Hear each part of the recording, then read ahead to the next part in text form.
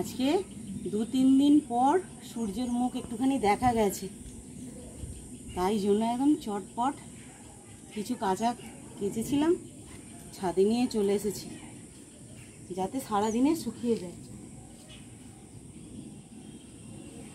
পরশুদিন যে হনুমান এসেছিল বলছিলাম, এই দেখো এত বড় মোটা তারটাকে ছিঁড়ে দিয়ে চলে গেছে। দোলনা করেছিল মনে হয়, দোল খাচ্ছিল, পুরো তারটাকে ছিঁড়ে দিয়ে আর চলে গেছে। জানো কত রকমের জ্বালা।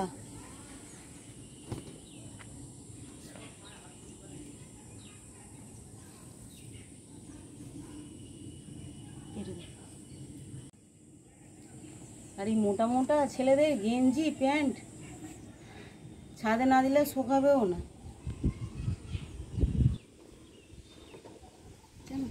আর এই যে এই মাত্র পুজো কমপ্লিট হয়ে গেল। আর কালকে যে ফুল কিনতে গিয়েছিলাম না, সব ফুল পচা।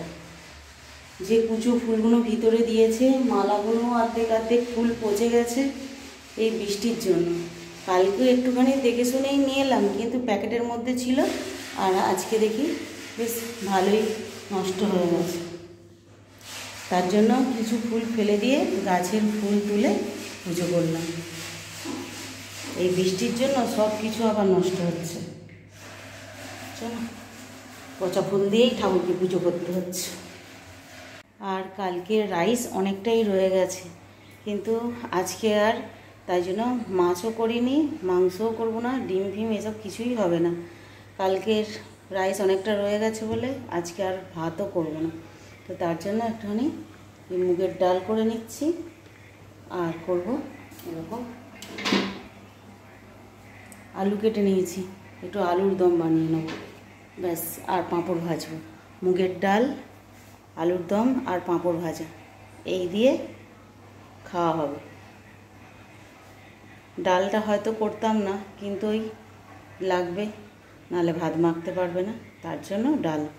নয়তো আলুর দম দিয়েই রাইসটা খাওয়া হয়ে যাবে। আবার এই ডালটা যে করছি সবটা কিন্তু খাওয়া হবে না, আবার এটাও রয়ে যাবে, খালি খাবে হয়তো আমার বর একটু। আর একার মতো ডাল করাও যায় না, দেখবে আমি পারি না কিন্তু একার মতো ডাল, একার মতো ওই গোনাগুন্তি 4টে রুটি কি 2টো রুটি। আবার অনেকের ট্যালেন্ট আছে, এমন আটা নেবে 2 পিসই রুটি হবে, ওইসব আমি পারি না একদম, একটু বেশিই হয়ে যায় সব কিছু। তো ডাল তো হয়েই গেছে, আর আলুর দমটা করে নেবো, ব্যাস হয়ে যাবে। আর আজকে অনেকগুলো একসঙ্গে পাঁপড় ভেজে নিয়েছি, কিছুটা রেখে দেবো আর কিছুটা ভাত দিয়ে খাওয়া হবে। এই পাঁপড় ভাজা দিয়ে মুড়ি খেতে, ভাত খুব ভালো লাগবে। আর আমার ছেলেরা রাখবেই না, এ আবার কি করবে, আমার 2 ছেলে সসের মধ্যে ডুবিয়ে ডুবিয়ে খেয়ে নেবে, এত ভালোবাসে পাঁপড় ভাজা খেতে। আগে আমি ভেজে অনেকটা করেই রেখে দিতাম, যখন দেখছি সকাল সন্ধে এরকমভাবে ওই সসে ডুবিয়ে ডুবিয়ে খেয়ে নিচ্ছে, ওর বাবাও রাগারাগি করছে যে তুমি আর ভেজে রাখবে না, যখন ইচ্ছে হবে তখন দুটো ভেজে নেবে। তো তারপর থেকে সেরকম করেই রাখা হয়। বেশ কিছুদিন পর আজকে ছাদে বিকেলবেলা এলাম একটু বসতে। আজকে বেশ ছাদটাও ঠান্ডা আছে, এইবার এটা বর্ষাকাল বলে মনে হচ্ছে। রোদ্দুর কোনো কোনো সময় দেখা যাচ্ছে, আকাশ পরিষ্কার সেটাও কোনো কোনো সময় দেখা যাচ্ছে। আর বেলাটাও বেশ ছোট হয়ে এসেছে, মানে ছোট হচ্ছে এরকম বোঝা যাচ্ছে, কেননা কিছুদিন আগে 6:45 বেজে যাচ্ছিল সন্ধে হতে, আর এখন একটুখানি লক্ষ্য করে দেখছি যে 6টা 15-20 মধ্যে সন্ধে দেওয়ার টাইম হয়ে যাচ্ছে। ছাদের মধ্যে হাওয়া দিচ্ছে, তাই ভাবলাম যে না একটু ছাদে গিয়ে বসি। আর কদিন না যেই পাটা রেস্ট পেয়ে যাচ্ছে, কাজকর্ম করতে করতে বসছি বা শুচ্ছি, তারপরে উঠলেই পায়ের গোড়ালিটা এত ব্যথা করছে যে পারতে পারছি না। কাঁটা ফোটার মতো হচ্ছে যে সেটা না, মনে হচ্ছে না পড়ে গেছি, বা কেউ মারলে যেরকম ব্যথা হয় অনেকটা জায়গা জুড়ে ব্যথা করছে এরকম। কিছুক্ষণ আবার হাঁটাচলা করার পর ঠিক হচ্ছে।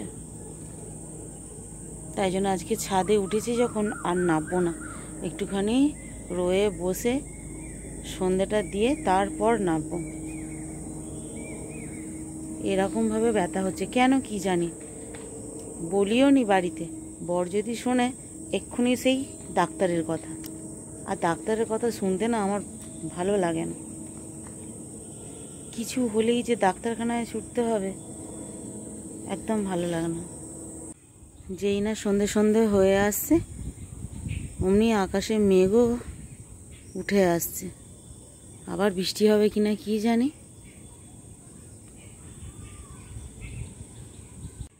আর এই ছাদে উঠলে কত রকমের পাখির ডাক যে শোনা যায় তোমাদের বলে বোঝাতে পারবো না।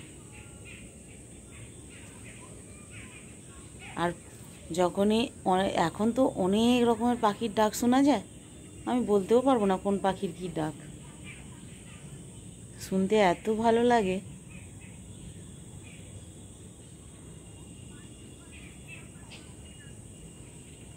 এই যে বড় বড় নারকেল গাছগুলো আছে ওইগুলো থেকে বেশি শোনা যায়। আমার বরের মন্তব্য হচ্ছে ওই রাইস বিরিয়ানি এখনকার ছেলে মেয়েদের মন ভোলানোর খাবার, তাতে পেট ভরে না, তাতে এই কটা ভাত হলেও ঠিক আছে।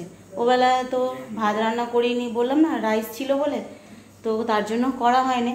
এখন এই যে আটা মেখেছি, তারপর এখানে তড়কা বানালাম, মুগ কড়াই দিয়ে ডিম দিয়ে ভালো করে তড়কা বানালাম, যে রুটি খাওয়া হবে বলে। ও বাবা বলছে ওই তড়কা দিয়েই আমি ভাত খাবো, আমার জন্য অল্প করে একটুখানি ভাত বসাও। ওবেলার ডাল একটু আছে, তবে ঠিক আছে একটা ডিম সিদ্ধ করে দেবো বা ভেজে দেবো, খেয়ে নেবে। এই সব ব্যাপার জানো। এই যে ওর জন্য আবার এখন একটুখানি বাটি করে অল্প করেই ভাত বসাতে হলো। বলছে ওইসব রাইস বিরিয়ানি খেয়ে পেট ভরে, ওবেলা খেয়ে নাকি শান্তি পায়নি, তার জন্য একটুখানি এখন ভাত হবে। এই ভাতটা করে তরকাটা হয়ে গেছে, এবার দুটো রুটিগুলোও তো করে ফেলতে হবে, ছেলেরা আবার এবেলা ভাত খাবে না। এই সব ব্যাপার। ভাতটাও হয়ে গেছে, তরকাটাও হয়ে গেছে, ভাতের খালি ফ্যানটা ঝেড়ে নেবো, আর রুটিটা একটুখানি পরে করব। তো চলো বন্ধুরা, আজকের ব্লগটা এই পর্যন্তই, পরের দিন আবার দেখা হবে, ততক্ষণ টাটা। চলো।